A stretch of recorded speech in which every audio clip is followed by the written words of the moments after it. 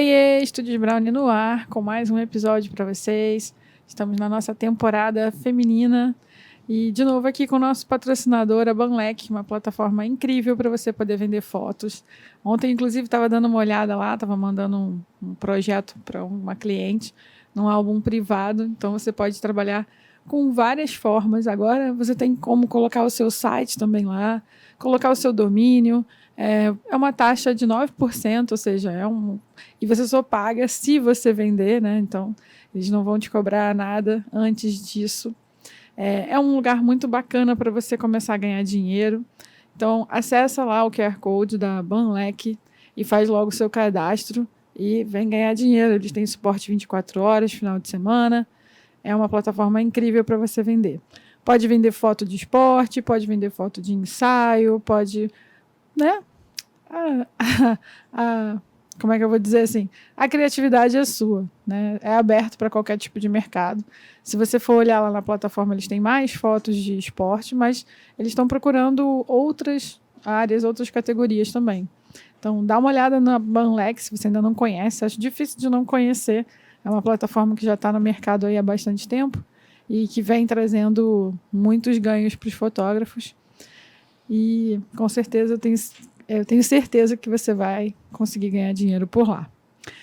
Agora a gente vai apresentar a nossa convidada muito querida, que, nossa, sufoco trazer a mulherada aqui, tá? Porque elas são muito mais exigentes do que os meninos, bem mais criteriosas.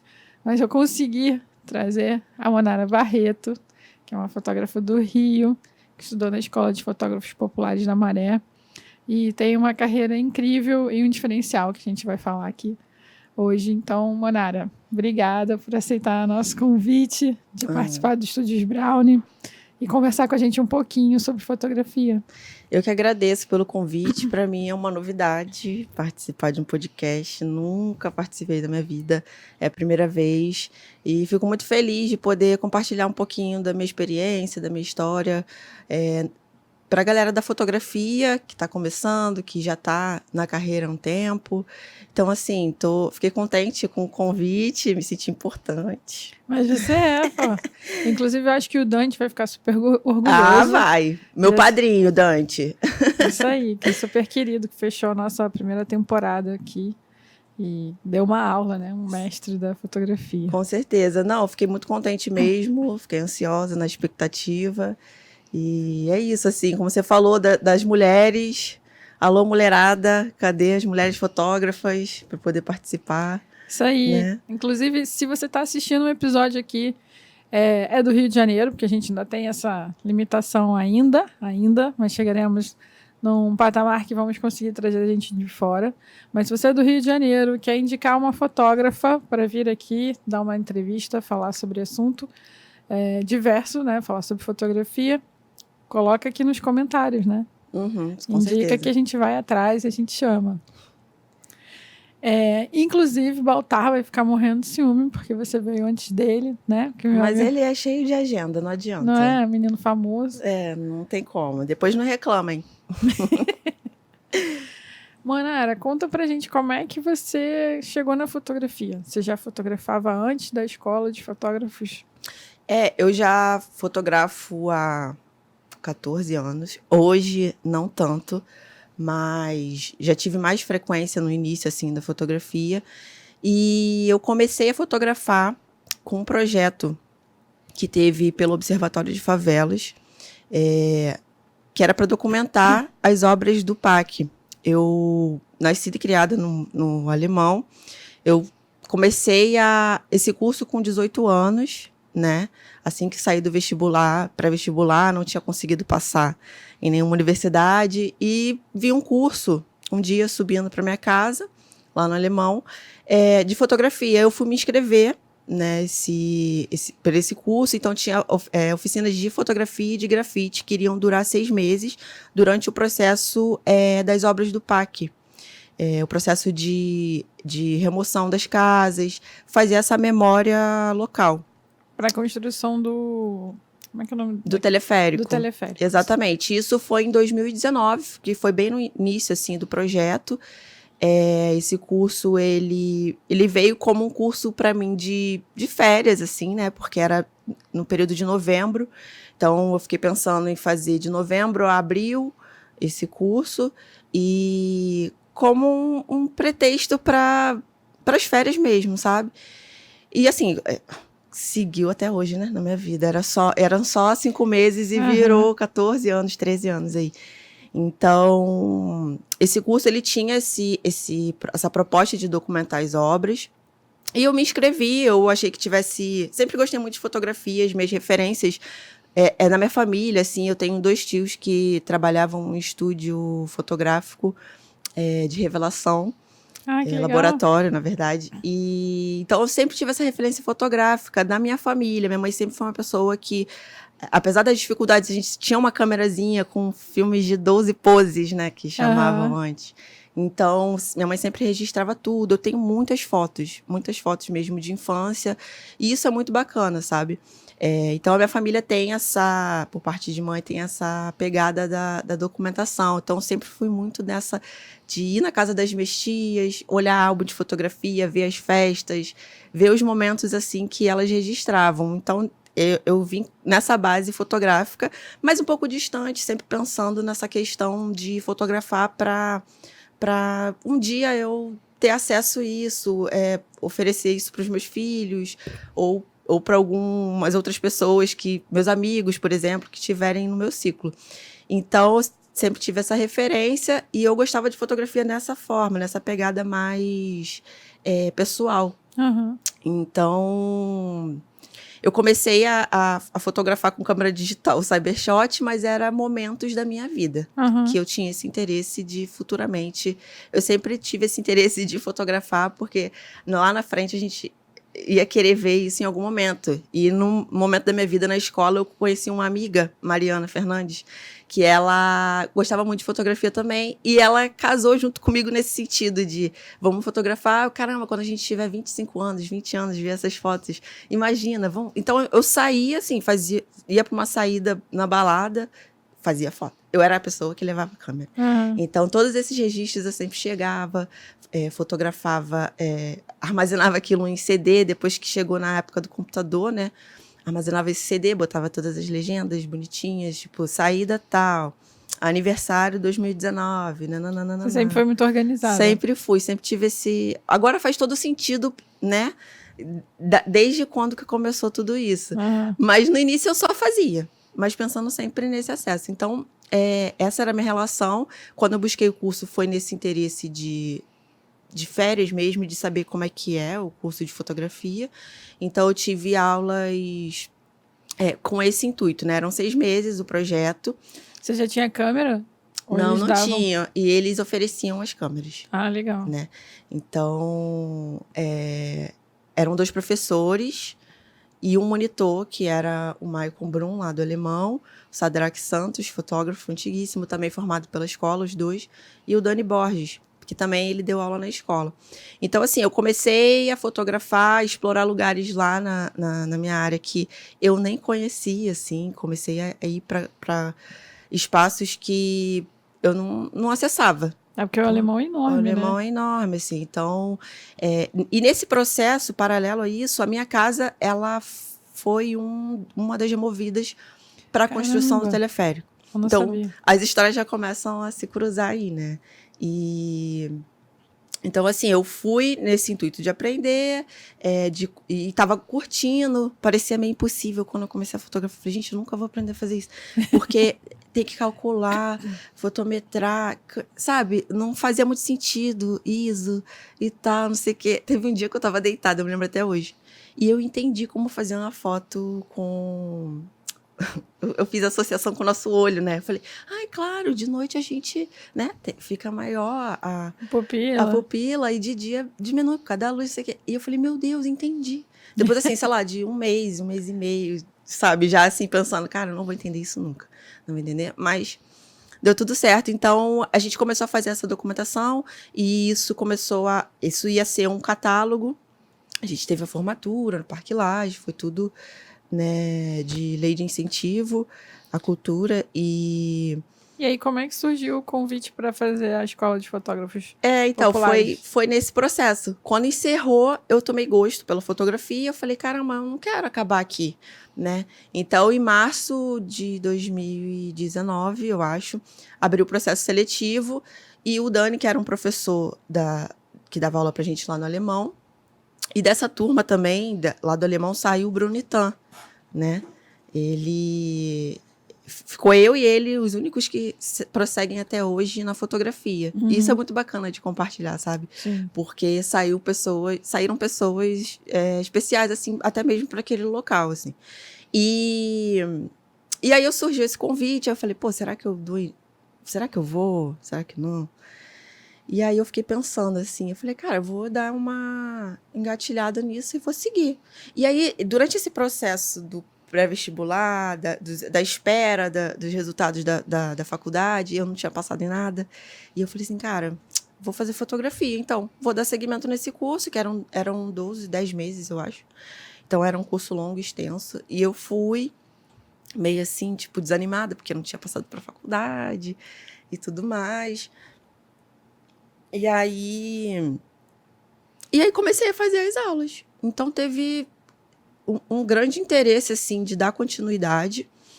E teve um momento que eu falei, caramba, eu acho que eu quero viver disso, que foi no encontro de inclusão visual do Fotorrio, onde tinham várias pessoas de vários coletivos e vários grupos mostrando o seu trabalho. E eu falei, cara, isso é incrível, eu já sei fotografar, eu já estou fazendo uma fotografia de um processo que aconteceu comigo, né? Que foi esse lance da remoção da minha casa, da remoção dos espaços, a arquitetura visual, do local. Então, isso já tinha sido documentado. Eu falei, vou continuar dando seguimento a isso, assim. Você tem isso documentado em algum site, alguma coisa que depois a gente possa colocar como referência para o pessoal acessar? Tem no acervo do Imagens do Povo algumas fotos, né? Hoje eu trabalho no Imagens do Povo, no Observatório de Favelas, e a gente tem um acervo, né, onde reúne... E aí, a gente consegue acessar? Consegue acessar, aproveitando já para fazer a propaganda do nosso acervo. Fala do Instagram. Entre no site do Observatório de Favelas, @defavelas, @Imagens do Povo. E lá tem um site do acervo, onde a gente conta com 4.000 imagens com 30... A gente tem 30 fotógrafos hoje, e um acervo multi, onde reúne a maioria das fotografias populares, produzidas por fotógrafos populares. Então tem um pouco de tudo, assim, tem festa, tem manifestação, movimentos religiosos, tem um pouco de tudo. Então, dentro desse acervo eu também faço parte, né, como fotógrafa. Então tem umas imagens lá desse processo de remoção, de como que era a paisagem antes e como que tá agora. Então lá vocês encontram. Porque antigamente eu tinha um Flickr, né? Mas isso foi... A minha frequência de fotografar foi diminuindo um pouco depois que eu fui para essa área mais de cuidar do arquivo. Mas se encontra lá. Como que faz para quem quer participar do observatório ou desse coletivo? O que a pessoa precisa ter para poder se candidatar? Então, para participar do acervo do Imagens do Povo, a gente tem um perfil que é com esse olhar mais politizado, mais periférico, mas não só se resume às periferias e favelas, né? É num contexto político, ético, social, e de todos os territórios, não só do Rio de Janeiro, mas de outros estados. Ah, legal. Entendeu? Então, assim, se você tem uma documentação voltada mais para esse olhar politizado, documental, a gente olha esse material, vê se é ok para fazer parte, e tem esses processos de divulgação, difusão, informação, pesquisa, tudo lá, né? Então, assim, é só entrar em contato com a gente pelo Instagram mesmo, que a gente responde, faz uma conversa Bacana. e chama as pessoas para participar, porque a intenção é essa também, né? É reunir um número maior de fotógrafos que fazem já esse trabalho. E eu achava que era só no Rio, muito legal. Não, a proposta é que isso vá para outros lugares, né? Porque a galera está fazendo uma documentação de fotografia popular em outros espaços. Sempre existiu, e a proposta hoje é reunir isso e concentrar num único local. né? Que é o Bacana. acervo. Depois a gente pode falar melhor um pouco. Mas, voltando Voltando à escola. à escola, eu tive essa certeza de querer participar, de ser fotógrafa. Então, assim, foi uma mudança na minha vida totalmente, porque não estava no planejado, né? Então, assim, eu sempre tive uma perspectiva da área que eu moro muito diferente do que eu sempre via na TV, jornais. E eu ficava um pouco incomodada com isso, não sabia como ainda, aquele sentimento onde as pessoas me questionavam, falando que eu não parecia que morava na favela, tipo, mas de um olhar, assim, positivo, sabe? Na escola mesmo, sei lá, com 15 anos. Ah, você mora onde? Ah, eu moro no Alemão. E era muitas vezes assim, poxa, mas você nem parece. Aí eu ficava assim, ué, como é que é parecer porque mora na favela? Tipo, então isso me incomodava muito, sabe? Com essa estética, esse estereótipo, na verdade, de um favelado, do que é a comunidade. Eu não sabia como aquilo me incomodava de uma certa forma, porque eu via uma coisa na TV e eu via outra coisa no meu cotidiano, entendeu? Então isso me incomodava muito. E eu juntei as coisas, o histórico todo, quando eu comecei a fotografar. E na nossa formação lá no Imagens do Povo, a gente tem muito essa questão do respeito. Ripper sempre ensinou muito pra gente, deixa esse legado da conduta, né? De como você se portar diante de uma fotografia, diante de uma documentação fotográfica de um espaço que necessita mais de atenção. Então, eu acho que eu juntei as coisas. Falei, pô, eu acho que a fotografia pode ser uma ferramenta onde eu vá difundir isso de uma forma positiva, né? Já que estava casando todos os conceitos da fotografia popular, mais a minha vida, eu fiz isso. Comecei a fotografar, documentar, a fazer as saídas fotográficas. Então, foi um pouco dessa mistura, assim, desde os álbuns de fotografia que eu via em casa, que eu tirava foto nas minhas saídas, até esse momento da formação mesmo na escola de fotógrafos populares. Muito legal. Vocês tiveram dois pais ali incríveis, né? O Dante e o Ripper. Sim. O Dante eu já tive o privilégio de receber aqui. O Ripper está na nossa wishlist aqui, na listinha de desejos. E aí vai ser, com certeza, nesse dia que ele vier, vai ser um momento de muita emoção para mim, porque ele naturalmente é uma pessoa que me emociona, assim, só de estar perto, né? Então, eu acho que eles são duas grandes referências. Sim. Mas eu sei que vocês tiveram nessas turmas vários fotógrafos e fotógrafas convidados para dar uma aula. E eu vi algumas fotos que o Café mostrava na escola, né? Sim. E eram pessoas, assim, que pra gente, né? Eu, assim, pessoa fotógrafa normal, comum, é muito difícil de acessar, né? Teve algum desses convidados que mexeu muito com você e que te fez se apaixonar mais pela fotografia? Então, eu já comecei encantada, assim, por tudo que eu ouvia pelo Dante, Ripper, e pelas essas aulas, a forma como que era conduzida as aulas, assim, foi incrível, sabe? São grandes referências, são grandes mestres, dentre tantos que eu tenho, assim, nessa trajetória. Mas tem tantas pessoas que já passaram por aquele lugar que é difícil nomear um ou mais de um, porque foram pessoas especiais, assim. Mas eu sempre tive como referência ali os fotógrafos que já passaram pela escola, sabe? Então, quando você entra, você vê aquela dimensão, assim, de... Nossa, aquele fotógrafo, por exemplo, Ratão, Café, a Elis sempre foi uma referência para mim, Rosilene também. Então, eu olhava muito... Valda, a Valda, com certeza. A Valda foi uma amiga que eu tive, assim, no processo já estava formada e eu era monitora. Então, assim, depois eu passei a admirá-la, com certeza. Suspeita de falar, né, também. Mas tem muitas mulheres e pessoas incríveis que passaram ali pela escola, mas eu sempre tive referência a partir do olhar de dentro. Jaqueline Félix também, do olhar de dentro, dos fotógrafos que são formados por ali, assim. Óbvio que outras referências são sempre boas para complementar seu estudo, sua pesquisa. Mas eu sempre olhei muito para a galera dali, né? Então eu tinha eles como uma referência de se tornar aquilo ali.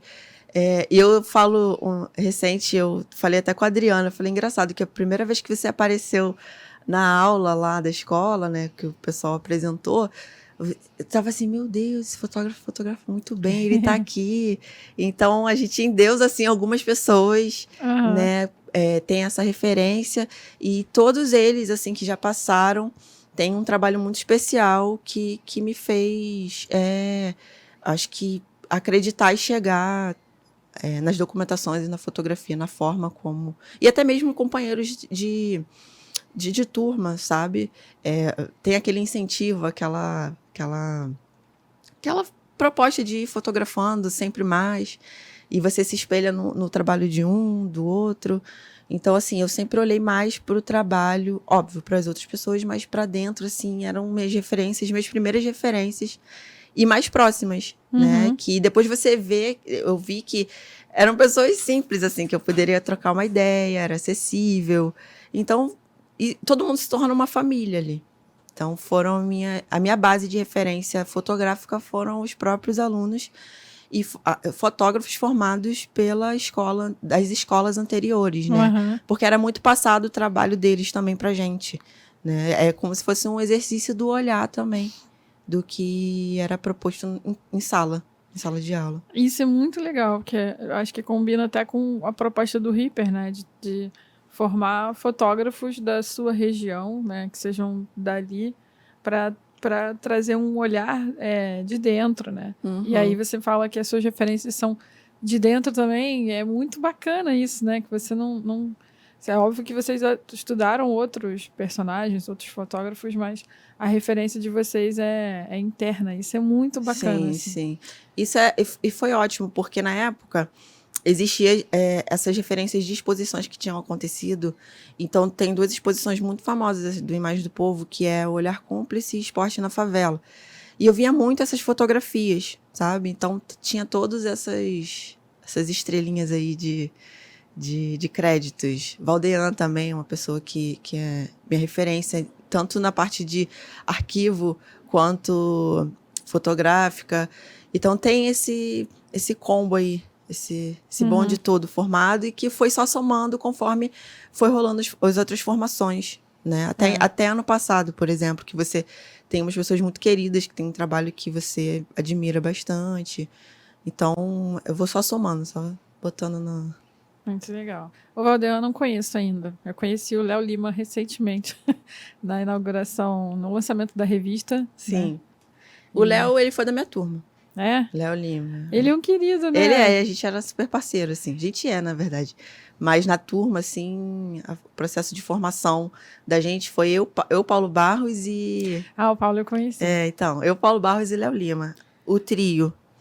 O trio que me engajava mais a fotografar, que me incentivava também, né? Que eu sempre fui muito mais...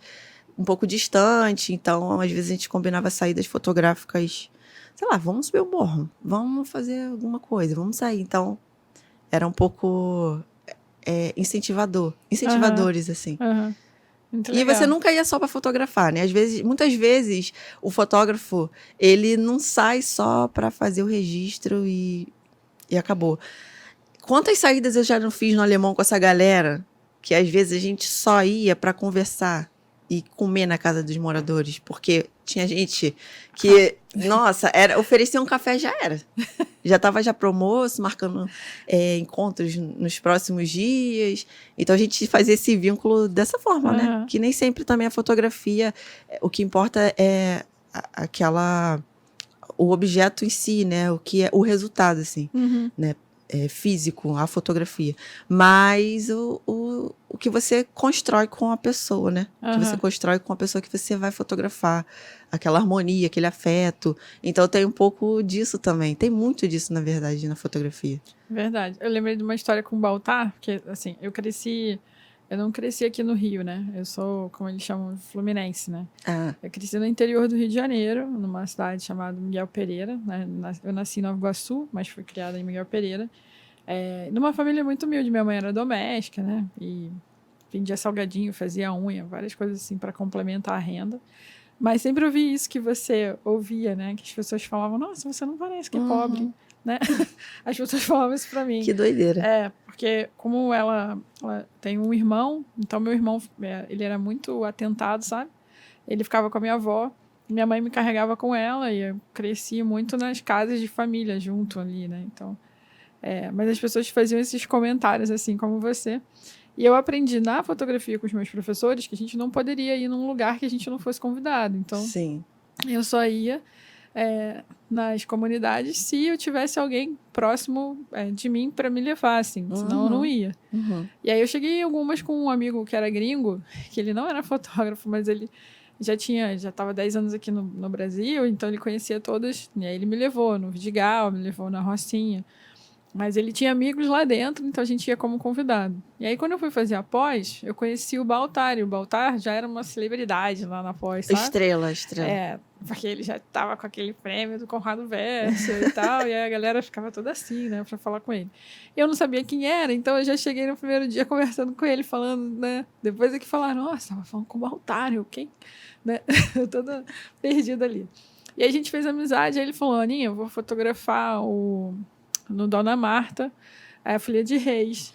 Você quer ir? Aí eu falei, caraca, eu quero, porque quando eu era criança, a gente tinha Folia de Reis lá em Miguel, né? E depois isso desapareceu, tipo, uma cultura que sumiu, assim, não foi pra frente, né? E eu falei pra ele, incrível a gente ainda ter isso no Rio de Janeiro. E aí a gente foi junto. E aí, como eu tô acostumada a fazer muito trabalho evento, né, que tem pauta, que tem... eu falei pra ele, tá, legal, a gente chegou lá, eu falei, e aí, qual é a pauta? O que eu tenho que fazer? O que você quer que eu clique? Aí ele, tá, clica o que você quiser, tipo, é livre. E aí, eu falei, beleza, então eu vou clicar o que me chamar a atenção. E aí eu cliquei muito mais as crianças, as crianças interagindo com os palhaços, né, do que o restante, assim, da banda mesmo, tinha pouca coisa.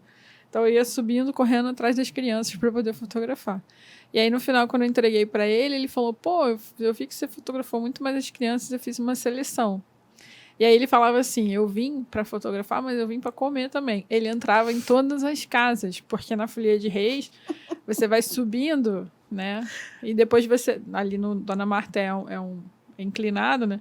Você vai subindo e quando você chega lá em cima, depois você desce, aí você passa pelas casas e as casas oferecem comida para a banda, né? Para toda a equipe que está trabalhando ali, né? Porque é um evento folclórico, mas eles estão fazendo uma função social, né? E aí o Baltar entrava em todas as casas para comer. Eu falava, meu Deus do céu. Assim, esses lados, assim, a minha mãe fala até hoje, né? Tipo, ela lembra, porque tinha uma época que a galera tava frequentando muito lá em casa. E chegava cedo. Minha mãe, meu Deus, eu lembro desses fotógrafos chegando com um saco de pão para tomar café e subir um morro. E era assim, sabe? Era bem legal essa construção junto. E tenho memórias boas. Muitas vezes eu nem fotografava. Era só para acompanhar e também apresentar os lugares. E também acessar outros espaços. A fotografia, ela permite muito isso, né? Acessar uns locais que você nunca esteve. Então, tem isso, assim, o legal de ser pessoas de outros territórios na formação da escola de fotografia, não só na formação, mas no acervo também, que chega a ser um ponto de encontro para aquilo, para esse encontro fotográfico, você acaba criando laços e fazendo saídas fotográficas em outros espaços. Na Maré. Às vezes eu fazia saída na Maré, e aí quando eu fui ver um dia eu estava, sei lá, em outro bairro, no Cantagalo. Então, quando você conhece a pessoa local, que é o correto, é acessar esses espaços e levar também essa fotografia para essa galera dessa forma, desse olhar mais endógeno, né? Então, até porque ninguém vai na sua casa se você não convidar, né? Exatamente, então... é sobre esse conceito, assim. E tem isso que você falou, achei legal, porque as coisas estão se perdendo, né? As tradições. A Folia de Reis é uma delas, assim, que ainda se mantém. Uma das coisas que eu reparei ano passado que a gente recebeu fotos para o acervo sobre São Cosme e Damião, a entrega de doces. Então, são coisas que tem muito no subúrbio, né? A favela desce vai pegar o doce na pista, assim. Então, tem muito no subúrbio carioca isso. Em outros espaços tem, mas é de uma outra forma. E documentar isso, fotografar isso deixar como um legado é importante, né? Porque isso se constrói uma memória de ações do próprio espaço, de identidade do próprio espaço onde a gente mora, onde a gente vive. Então, são essas coisas que lá atrás que me incomodavam, que eu via na TV um tipo de informação, que eu via presencialmente em umas outras ações, festas que aconteciam lá no Alemão, entrega de doce. Então, assim, são outras alegrias, sabe, que aconteciam. E eu via isso repetidamente, apesar de algumas questões sociais também e dificuldade, porque a gente não pode deixar de negar que é um espaço marginalizado, que muitas ações, muitas coisas ficam de lado, as pessoas acabam tendo que dar um jeito de se virar, porque o Estado não chega até lá, sabe? Então, assim, um espaço onde os próprios moradores são, como eu posso dizer, Esquecidos? São esquecidos, mas eles acabam produzindo o próprio conhecimento ali a partir da sua necessidade, sabe? Então, acaba se virando, assim, é um ambiente de, sei lá, tecnologia, vamos dizer. Então, se você precisa de um serviço e aquele serviço não chega até você, o morador vai lá dar um jeito de fazer, assim. Então, existe essas ações que aconteciam muitas vezes e que, poxa, é interessante, até mesmo como incentivo de jovens e pessoas que crescem naquele espaço, para manter, assim, o local onde mora.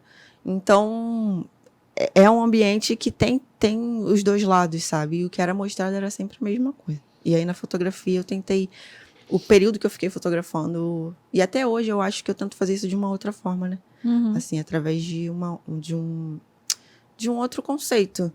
É sempre da fotografia, voltado para fotografia, mas não ativamente no campo de estar a campo para registrar. Agora é mais de cuidar, na verdade. Eu sei que antigamente a gente via jornal e era uma pauta bastante de violência de uma parte e a outra parte eles contavam algumas histórias, algumas coisas positivas. Hoje é 90%, ou se não for 100%, daquela pauta só de desgraça, né? E nunca mostra, assim, as coisas boas que estão acontecendo. Então você fica até meio desanimado. Fala, caraca, muita gente não assiste mais jornal por causa disso, né? Sim. Porque é só desgraça. Só essa pauta. E olha que desses 10 anos para cá, depois desses processos que teve lá no Alemão, pelo menos, eu falo pelo Alemão, do processo de ocupação, das remoções, dos projetos sociais, caiu mais na mídia, as pessoas conseguem mais acessar esses locais, tem Instagram, tem as redes hoje, né? Os projetos continuam em ação, então isso consegue ser mais visível. Mas existe um período aí que acho que era um limbo, assim, acho que era entre a minha adolescência e realmente a fase da formação, que, cara, era só isso. Hoje você consegue identificar algumas poucas matérias que saem sobre as atividades de fato que rolam lá no Alemão, sabe? Mas ainda assim, existem pessoas que têm esse perfil de julgar só como um ambiente até estético também, de uma forma negativa, sabe? Eu vi muito projeto da Maré sendo divulgado, né? E eu lembro que quando inaugurou o teleférico, eu consegui visitar. A gente foi ali da estação do metrô até lá em cima. E eu achava muito bacana, porque cada estação parava um morador, o morador não pagava, né? Exato. E a gente foi até o final. Eu lembro que eu estava estudando fotografia na época. E no ateliê da imagem, aí eu fiz fotos para um trabalho que eu tinha que apresentar. Mas depois eles pararam. Não sei se o teleférico já voltou, né? Não, acho que eles estão no processo de voltar. Estão fazendo lá as manutenções. Vamos ver o que vai dar, né? Porque tá, acho que 6 anos parados, se eu não me engano.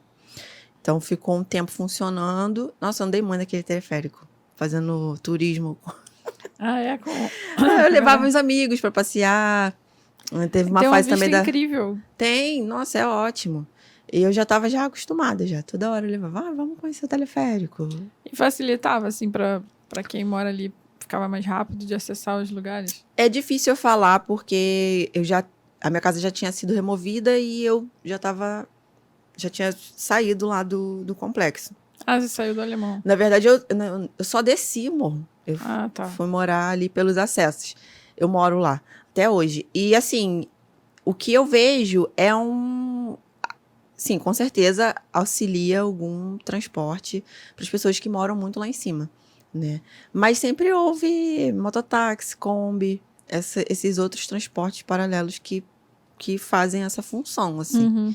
Então, adiantava, óbvio, e tem essa questão de ser gratuito, né? Os moradores não pagavam, então tinha essa vantagem. Não sei como que vai ser a partir de agora. Eu acho que, como tudo na vida, para alguns foram positivos, para outros não, nem tanto, né? Porque houve um processo muito grande de remoção, algumas casas que não ficaram ok, sabe? Assim, com a estrutura um pouco abalada, mas assim, da usabilidade tem uma funcionalidade positiva e também tem as questões mais problemáticas, assim, né? Entendi. Mas acho que funcionou o tempo que funcionou, acho que serviu, assim, na proposta que era passada pra gente. Uhum. Monara, eu conheço alguns fotógrafos que estudaram na escola de fotógrafos populares, que agora se chama Escola de Fotografia Popular, que é muito legal, né? Porque não é só fotógrafos, né? Mas é uma escola de fotografia que é aberto para todo mundo. Eu achei bacana essa mudança do nome, até o Dante comentou aqui no episódio que ele teve com a gente. E eu vejo, assim, eu sempre falei isso pro Dante, né? Que eu achava incrível da formação de vocês é que cada um, mesmo com a mesma apresentação, com essa pegada mais voltada pro jornalístico, pro documental e para as questões sociais, cada um não perdeu a sua essência, assim, o seu jeito de seguir e o seu olhar diferenciado, assim. Vocês são fotógrafos incríveis, porém cada um com o seu diferencial, né? Tipo, o Baltar é mais voltado para as colagens, que tem a ver com a formação dele.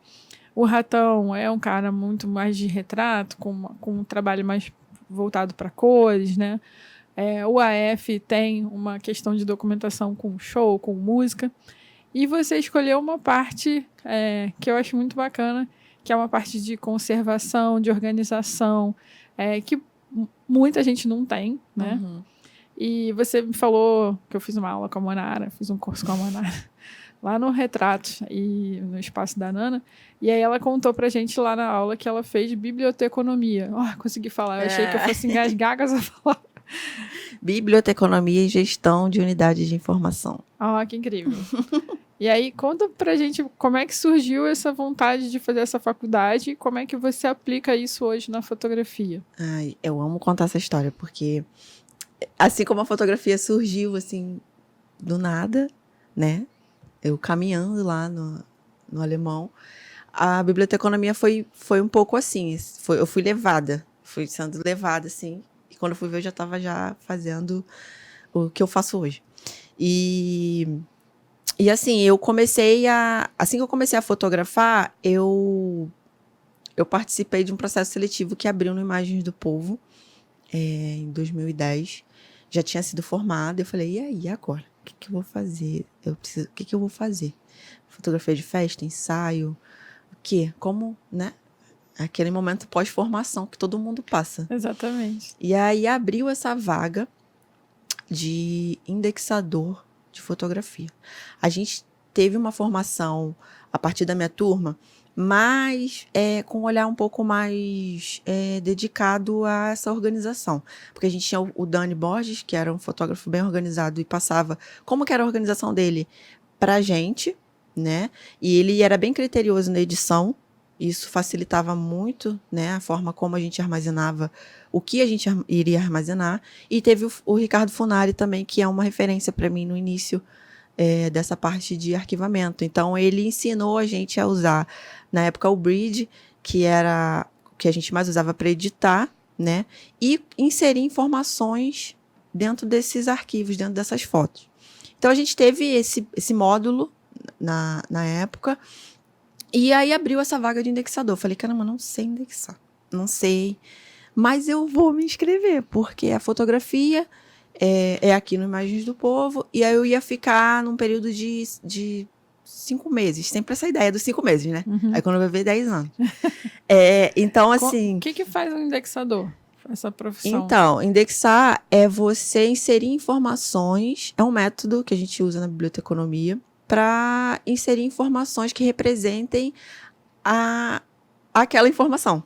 Então, por exemplo, em bibliotecas a gente faz esse processo de indexar, porque a gente insere informações numa plataforma, num software, sobre aquele documento, sobre aquele livro, sobre aquele objeto. Então, quando você faz a indexação, você retira informações específicas para poder identificar aquela obra, identificar aquele objeto. E aí facilita na pesquisa depois. Facilita na pesquisa, na parte que você vai buscar.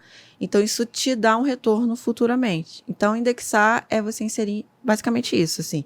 Inserir informações no objeto. Uhum. Seja ele um objeto de arte, ou um objeto fotográfico, um documento, né, de papel, uma fotografia impressa, uma fotografia digital.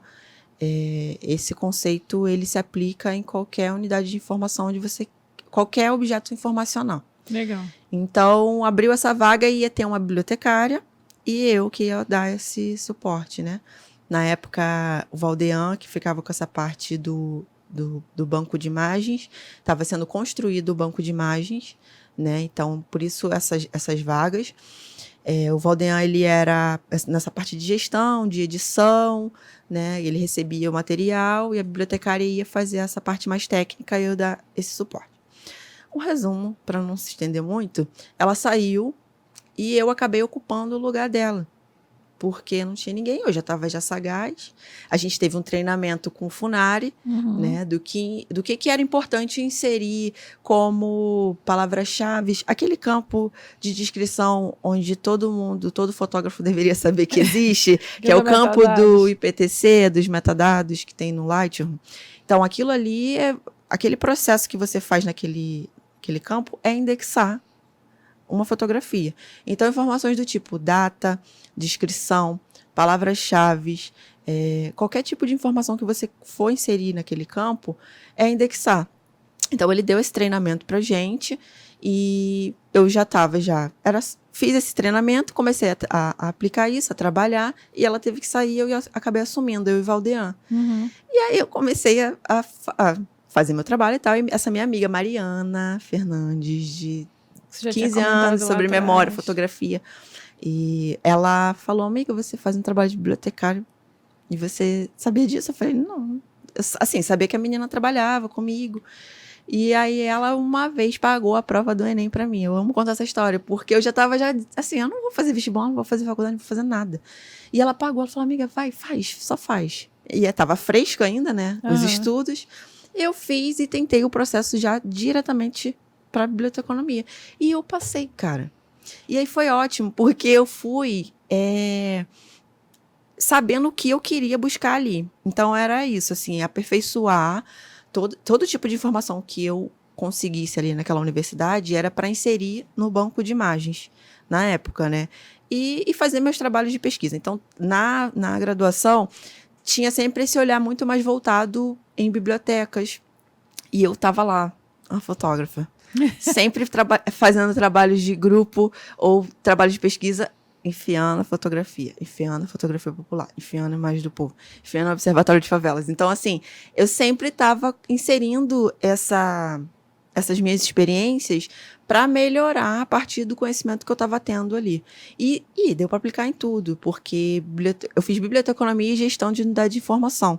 Então, assim, para organizar qualquer tipo de informação em qualquer unidade de informação, entendeu? Seja arquivo, museu, biblioteca, artigo, objeto de arte. Hoje eu também trabalho no acervo do Raul Mourão, fazendo essa parte de catalogação dos arquivos e das obras também dele. Então, para você ver, a gente consegue estar em todos os espaços. Muito porque legal. O importante é organizar para poder dar acesso, seja pessoal ou no geral, no contexto geral dos usuários, né? Que for acessar esse tipo de conteúdo, assim. Manara é famosa, gente. Já indiquei ela para um monte de gente. Ela já trabalhou para várias celebridades da fotografia, Rosângela Renault. Só sonhos, assim. Não, eu tive várias experiências muito legais, assim, também, que me fizeram ver um outro campo de organização, né? Fiquei um período fora da fotografia e fui para o campo da arte.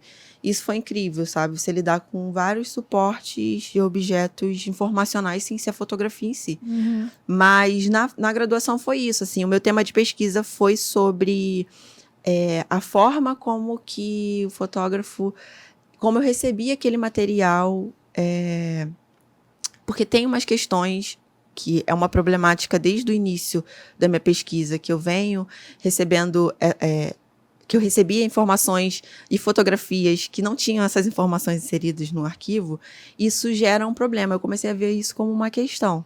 Porque Isso é legal de comentar, porque, na verdade, assim, óbvio que a Manara faz um trabalho bem mais denso do que um fotógrafo, né? Porque ela tem uma formação de 4, 5 anos, provavelmente. E aí é outra pegada. Agora, se você faz o básico, pelo menos, que é inserir os dados lá no metadados, como ela comentou, pelo Lightroom, você já facilita um pouco o trabalho dela, que no futuro for pegar esse arquivo, né? E aí não adianta você inserir os dados, né, enquanto você está tratando as fotos, se na hora que você for exportar essa foto, você não exportar com metadados. Lá tem uma opção onde você pode tirar essa opção. Isso é o que o fotógrafo tem que ter atenção. Então, além de você inserir, na hora que você for exportar o arquivo, você tem que exportar com esse flagzinho ligado lá, dizendo que você quer exportar com essa informação também no arquivo.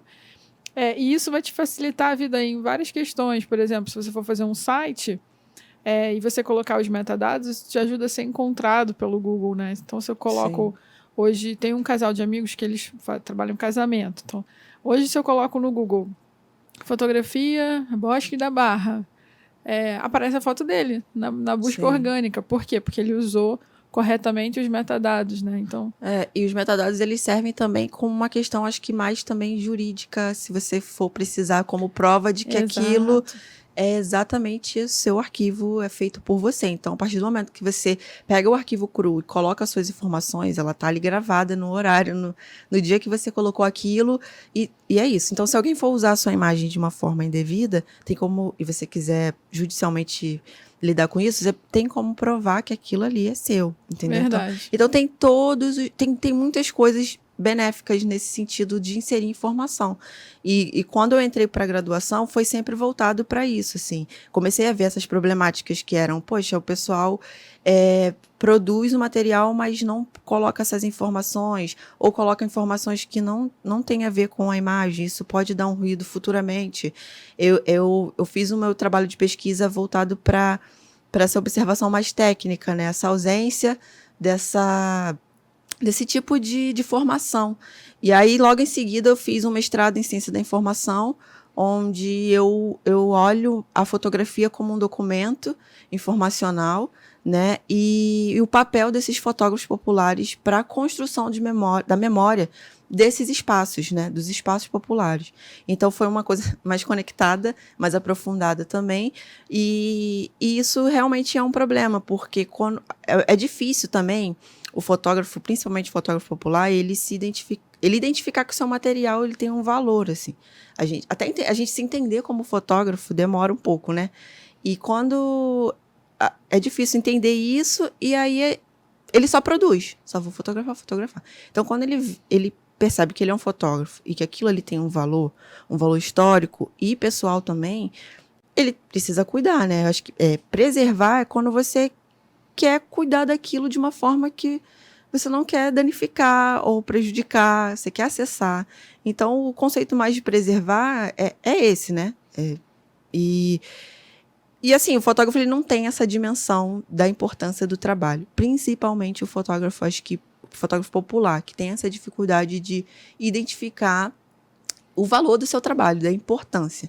Então, assim, existiu esse olhar mais voltado para como que é os processos de organização de cada fotógrafo, que não existe.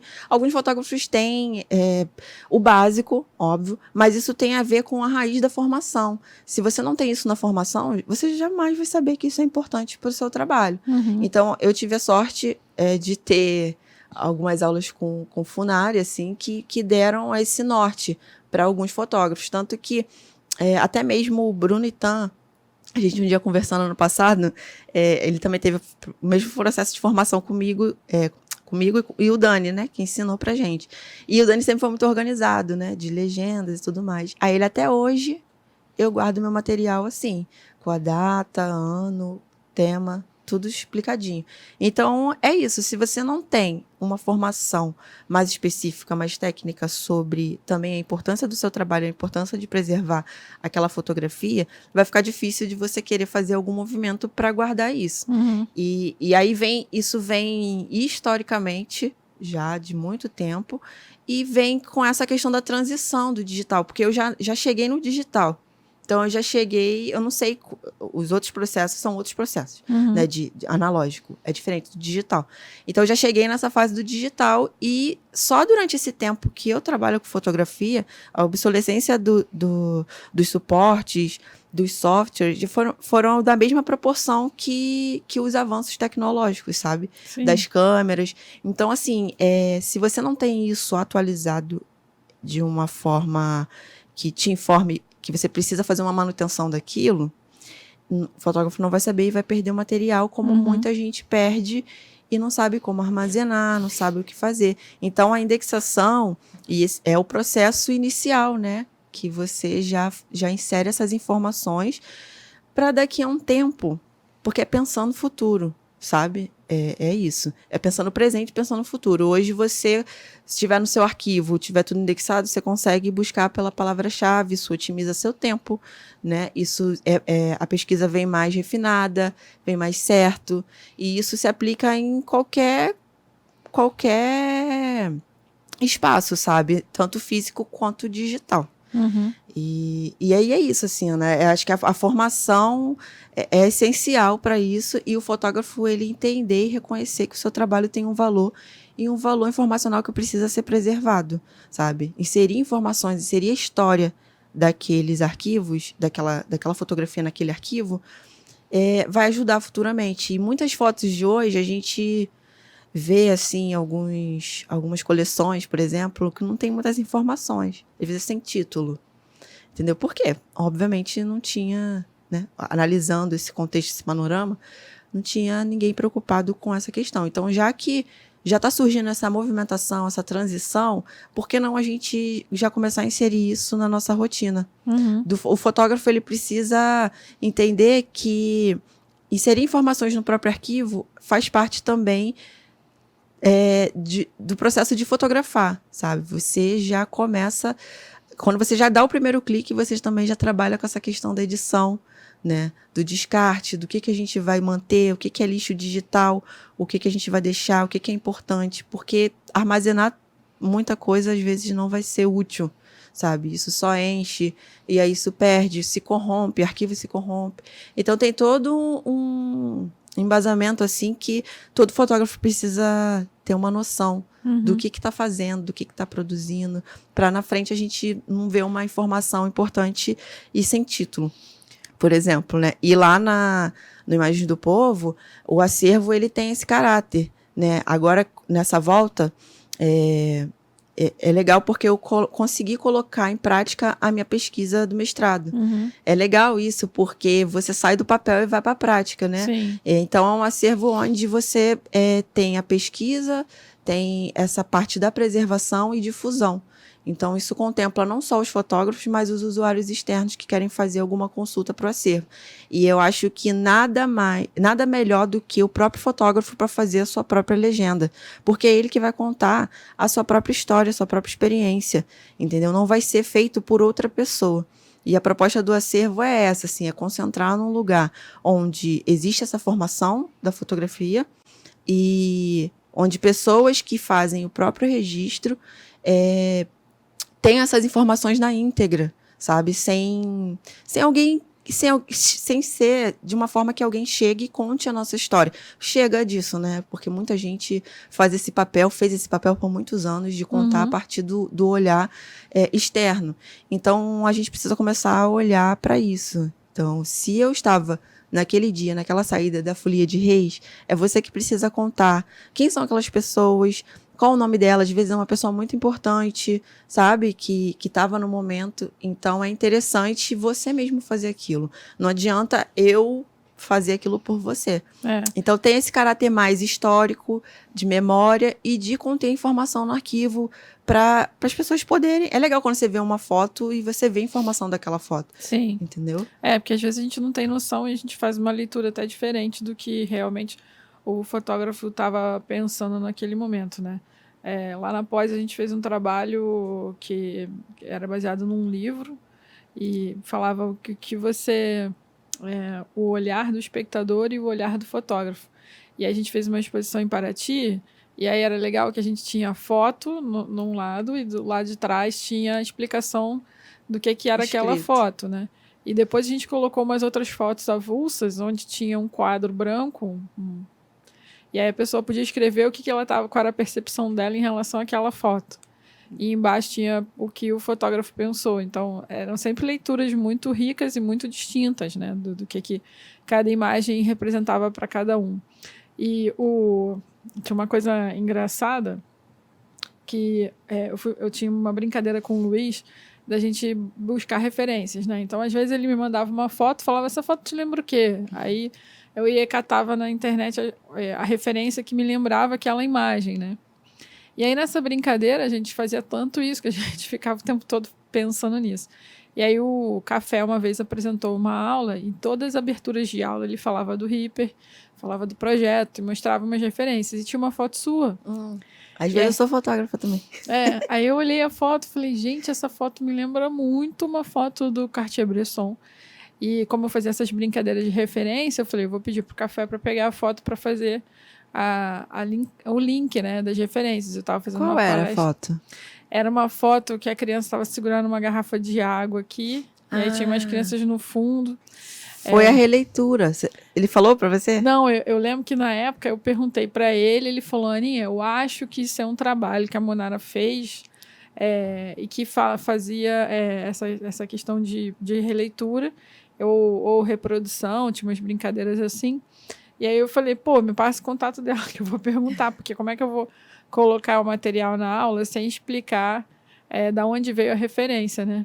E aí, se foi intencional, que pode ser, se foi inconsciente, ou se realmente foi uma coincidência, né? Porque tem várias leituras, né? Várias interpretações. Exatamente. E aí, ele me passou seu contato, na época a gente não se conhecia, nunca tinha visto a Monara, mandei uma mensagem para ela, bem louca.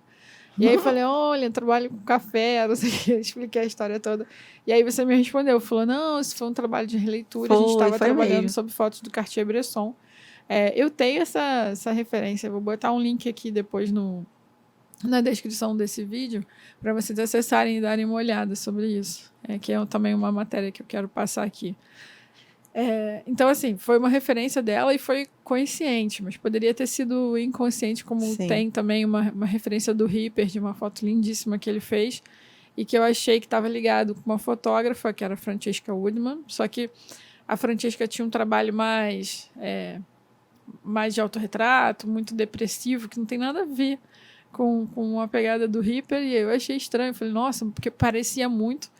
E aí eu fui perguntar para ele falou, não, pode ser uma questão inconsciente por ser uma pessoa, uma imagem icônica que a gente tem no nosso acervo mental e que pode Sim. ter ficado parecido, mas foi coincidência. Então isso é legal também de você trabalhar, né? Porque tem várias leituras, eu acho que até mesmo a proposta do que é o acervo, assim, a unidade que você está trabalhando. Então, cada uma tem uma leitura. Cada uma vai divulgar de um certo modelo, sabe? Então, assim, às vezes, uma legenda, ela não precisa ser tão completa. Às vezes, a legenda, ela precisa ter toda a história daquela foto. Às vezes, a legenda é só uma frase. Ou é algo que não seja na íntegra, só um nome artístico. Então, vai variar muito. Mas na fotografia, o que vale mesmo é você inserir as informações reais. Acho que o básico funciona, sabe? Se a pessoa normalmente é preguiçosa, não quer fazer a legenda, sabe? Acho que o básico funciona, assim, porque... E tem pessoas que às vezes fotografam coisas, sei lá, do ano passado, fotografa muito, fluxo muito, muito intenso, e fala, caramba, não lembro o lugar. Eu falo, como é que eu não lembro o lugar? É tipo, sabe? Aí, às vezes, eu tenho que adivinhar também o cenário. Hoje eu trabalho com a Vitória Correia, uma fotógrafa também formada pelo Imagem do Povo, na última turma, e ela está fazendo a indexação do acervo, né? Então, ela passa por várias questões que eu já passei. Eu já falei, Vitória, isso aí é assim. Às vezes, eu tenho que adivinhar o lugar. Tipo assim, onde é que é esse lugar? Eu entrei em contato com o fotógrafo, ou seja, num período de 2011 até agora, 2023, ainda existe as mesmas questões. Então, assim, se não tiver no processo de formação, vai continuar. As pessoas vão se perder e... Não, e às vezes até no processo de formação, na escola, a gente sempre falou de backup, dessa questão da tecnologia que você falou, de ter 2 backups, né? Porque se quem tem um não tem nenhum. E as pessoas, cara, não faz, porque fazem. é o imediato, né? A gente está vivendo uma era do imediatismo, assim. Fotografou, postou. E é uma forma de comercialização também as suas redes, né? Então, assim, se alguém vê aquela foto bonita, fala, eu quero comprar, vamos fazer uma exposição. Mas aí isso aí vai implicar na sua pesquisa interna, sabe? E aí, onde é que tá essa foto? Até achar, né? Até achar. Fora que rede social, gente, é terreno alugado. Vídeo aí o Orkut, ó, que sumiu, desapareceu, muita gente perdeu os arquivos. Celular também, se você não faz backup do seu celular, você pode ser assaltado, perder tudo. Terra sem lei. Sem lei. Existem várias formas de armazenamento, de como você pode criar uma rotina para isso também. Como é que vocês fazem lá no Imagens do Povo? Assim, falando mais dessas questões tecnológicas. Vocês têm vários HDs, vocês colocam uma parte na nuvem? A gente tem... Vocês guardam o arquivo RAW ou só o JPEG? Como é que funciona? Como lá é um acervo que a gente não guarda o material cru, porque eu acho que é a responsabilidade do fotógrafo ter o próprio material cru. A gente recebe em alta resolução, mas com tratamento feito de cada um, né? Porque é importante que cada um tenha a sua identidade ali. E a gente armazena em 3 locais. O Photoshelter, que é uma plataforma que a gente usa para... Como é que é o nome? Photoshelter. Photoshelter. É uma plataforma, uma nuvem, mas que você consegue divulgar também esse material em forma de site mesmo, de acervo. Então, quando você consegue ter um controle interno, eu e Vitória vemos de uma forma e os usuários externos de outra. Ah, legal. Então, é um controle que a gente tem. E a gente armazena ali, que ele tem... A gente guarda em alta resolução ali. Temos o servidor, que é um espaço institucional, onde a gente também tem esse backup. E vamos caminhar para o HD externo. Porque como eu tive esse retorno ano passado para organizar a casa, a gente está nesse processo ainda de backupear tudo, sabe? Mas existem esses 3 locais que é o ideal, assim. E querendo ou não, o Photoshop, ele é uma nuvem segura. Mas a gente não pode confiar em nada. Tudo pode ser perdido. Aí também se perder os 3, meu Deus do céu, azarado, né? É verdade. Mas a gente faz dessa forma, em alta resolução, entre 5 megas e 15, sabe? Mais para ter uma autonomia da gente, caso a gente comercialize alguma foto, venda para alguma editora, algum pesquisador, a gente já tem aquele material, tu faz o trâmite direto sem precisar consultar o fotógrafo. E é um lugar que preserva um material, não todo, mas pouca coisa, assim, sabe? Então... E a pesquisa você faz pelo Lightroom? Tem um catálogo... Não, a pesquisa é pelo site mesmo. Pelo próprio site. A gente faz... o Photoshop também tem o campo de indexação. Irado. E aí você sobe aquelas imagens e faz a indexação. Se você indexa no Lightroom, ele já sobe indexado. Entendeu? Então, a gente só insere algumas informações mais específicas, né? Que é o @ do Imagem do Povo, o fotógrafo acreditado, tudo certinho. Então, tem esse modelo de... O processo de lá funciona dessa forma. Eles entregam, como sempre foi. Entregam as fotos, eu faço uma edição, a Vitória faz a indexação e sobe elas para divulgar. A gente está com 4.000 imagens, se eu não me engano, no acervo, mas com o objetivo sempre de estar crescendo. E tem um pouquinho do trabalho de cada um. Assim, muitos não são formados pela escola, mas tem uma galera que também formou por lá. E é como se fosse, eu sempre falo que pode ser também um portfólio do fotógrafo, né? Verdade. Você pesquisa o nome dele e aparece todas as imagens, assim. E é uma forma de assegurar essa memória que essa galera tá produzindo e se não armazena em casa, armazena lá no Imagem do Povo. Então, assim, o objetivo um outro backup, né? Um outro backup. E, assim, o que aconteceu, uma situação é que alguns fotógrafos, eles foram resgatar o material que tinha perdido, né? Então, olha que legal. Serviu de backup, sabe? Então, é para isso. Mas não é para ser confortável demais e querer deixar o material todo, que isso não rola, porque é um cuidado que cada um precisa ter. Então, eu acho que o meu objetivo, na verdade, é esse. É de tentar difundir esse tipo de informação para os nossos amigos e companheiros de fotografia, de valorar o trabalho nesse sentido, sabe? De ser importante. Legal. Então, tem essa parte do acervo, que tem essa questão da preservação e da formação também. De ser um trabalho, devagar, mas a gente consegue chegar lá um pouquinho. Pelo menos fazer com que o fotógrafo entenda que é importante o acervo, a fotografia dele ser preservada, dar um valor para ela, né?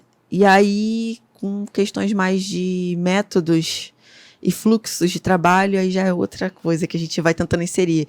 Tipo, vê se da próxima vez você traz com legenda. E a pessoa já traz com legenda. Então, assim, vai nesse meio, nesse sentido. Muito legal. A gente já tá chegando ao fim, né? Passou super rápido. Falo pra caramba. Não, foi muito bom. O que você deixa de dica pra galera que tá começando? Se você quiser deixar algum recado, onde as pessoas podem te encontrar, se você tá com algum curso. Eu não Só tô hora de merchan agora. Na hora da publi. Eu não tô com nenhum curso, mas se algumas instituições quiserem me contratar para dar aulas, com essa parte da documentação, dos arquivos, de como preservar, como organizar, estou por aqui, né, Ana? E aí, a dica que eu dou, acho que... Ai, que responsa, né? Referência. Mas, assim, acho que eu vou pelo campo da minha área, assim, né? Que é essa parte da organização, assim. Acho que dar um valor e ter um entendimento melhor sobre a sua fotografia, entendeu? Acho que a partir do momento que você começa a registrar, a fazer imagens de coisas, objetos, pessoas, histórias, você já tem o seu trabalho já tem uma importância ali. A fotografia, por si só, ela já é uma eternizadora de memórias, né? Igual eu fazia antigamente. E de ver as coisas. Então, assim, minha mãe já estava fotografando, registrando uma memória importante para minha família, para mim.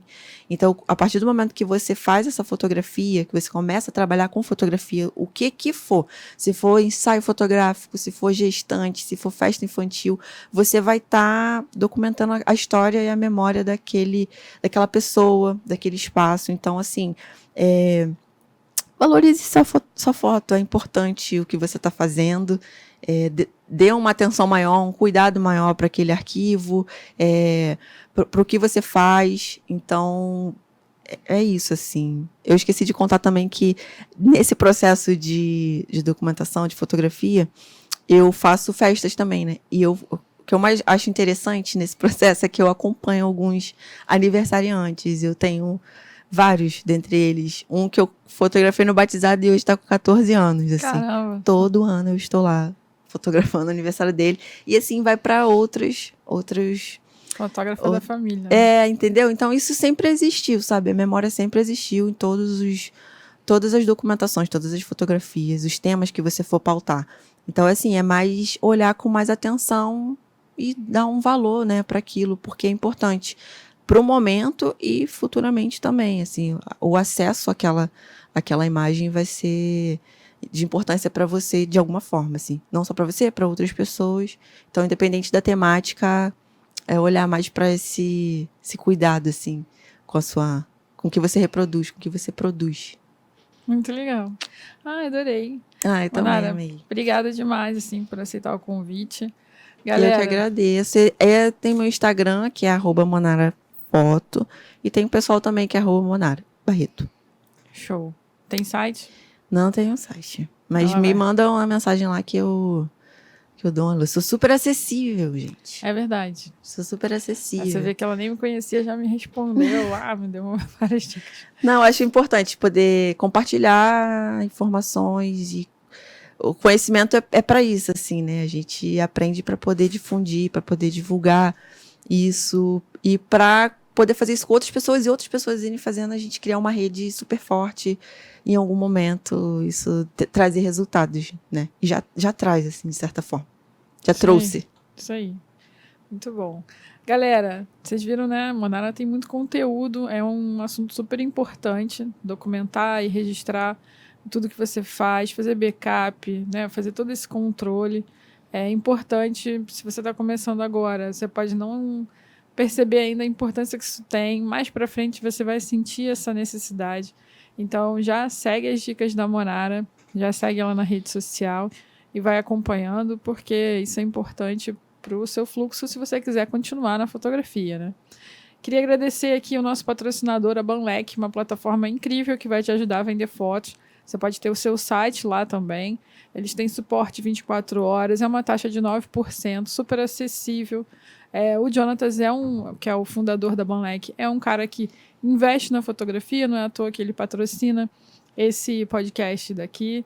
Ele tem outros projetos também voltados para fotografia, como eventos de fotografia que ele patrocina. Ou seja, é um cara que não é fotógrafo, mas acredita na nossa profissão, apoia a nossa profissão e nos dá muito suporte para poder vender foto, né? Porque às vezes a gente quer só clicar e a parte chata mesmo de venda a gente não quer fazer. Então a gente tem uma plataforma que pode ajudar a gente nisso, com suporte 24 horas. Queria agradecer também os nossos apoiadores, o Léo da Fox, né? O Léo Saldanha, que é um querido, que tem um trabalho incrível sobre documentação de fotografia, sobre conteúdo jornalístico. Ele é um jornalista que traz muita informação, sabe mais do que muito fotógrafo por aí e está sempre nos apoiando aqui. E a revista Portfólio, que sempre divulga os nossos episódios e os nossos fotógrafos. Então, muito obrigada. Agradeço demais a vocês, né, que assistem a gente. Se inscreve no canal, ajuda a gente. Estava conversando com a Monara como é importante a gente ter a galera inscrita, porque isso traz mais patrocínio para trazer mais conteúdo e mais gente bacana aqui para vocês. Então se inscreve no canal, a gente já ultrapassou os 400 inscritos, mas a gente precisa chegar a 1000. Eu falei no episódio passado que a gente vai fazer um sorteio de um fone wireless da JBL, lindíssimo, quando a gente atingir 600 inscritos. Então corre lá e garante. Gente, eu vou compartilhar isso. Aí, ó, a Monara vai se inscrever agora. Ela já se inscreveu. Já mentira. me inscrevi, mas isso é real, sabia? Essa cobrança nunca fez tanto sentido que eu falei, caramba, isso é comum. Eu vou, vejo o vídeo, vejo várias vezes o vídeo, volto de novo e quando eu vou ver, não tô inscrita. Tipo, você tem que parar realmente o que tá fazendo pra se inscrever aqui, senão você acaba esquecendo. Exatamente. Isso ajuda demais a gente aqui com os patrocinadores, tá bom? Então, obrigada de novo, Monara. Obrigada a você, obrigada, galera. Qualquer coisa, estou por aí. Só mandar perguntas, dúvidas, contatos. Estou disponível. Show. Valeu, galera.